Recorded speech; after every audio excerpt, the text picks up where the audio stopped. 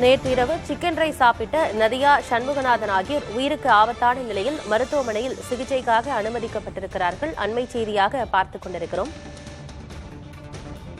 நாமக்கல் அருகே chicken rice சாப்பிட்ட 2 நபர்கள் உடல்நலம் பாதிக்கப்பட்டு தீவிர சிகிச்சை பிரிவில் அனுமதிக்கப்பட்டிருக்கிறார்கள்.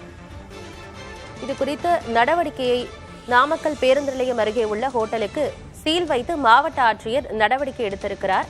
நேற்று இரவு சிக்கன் ரைஸ் சாப்பிட்ட நதியா சண்முகநாதன் இருவருக்கு உடல்நல பாதிப்பு ஏற்பட்டு இருவரும் ஆபத்தான நிலையில் மருத்துவமனையில் சிகிச்சைக்காக அனுமதிக்கப்பட்டிருக்கிறார்கள். இந்நிலையில் சம்பந்தப்பட்ட ஹோட்டலுக்கு மாவட்ட ஆட்சியர் சீல் வைத்து நடவடிக்கை எடுத்திருக்கிறார். அண்மை செய்தியாக பார்க்கிறோம்.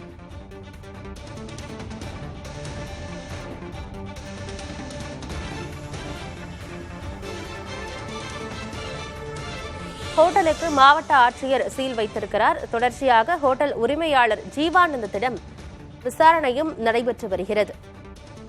நாமக்கல் அருகே சிக்கன் ரைஸ் சாப்பிட்ட இருவர் உடல்நலம் பாதிக்கப்பட்டு மருத்துவமனையில் சிகிச்சைக்காக அனுமதிக்கப்பட்டிருக்கிறார்கள். சம்பந்தப்பட்ட ஹோட்டலுக்கு மாவட்ட ஆட்சியர் சீல் வைத்து நடவடிக்கை எடுத்திருக்கிறார். தொடர்ந்து அந்த ஹோட்டல் உரிமையாளர் ஜீவானந்தத்திடம் காவல்துறை அதிகாரிகள் விசாரித்து வருகின்றனர்.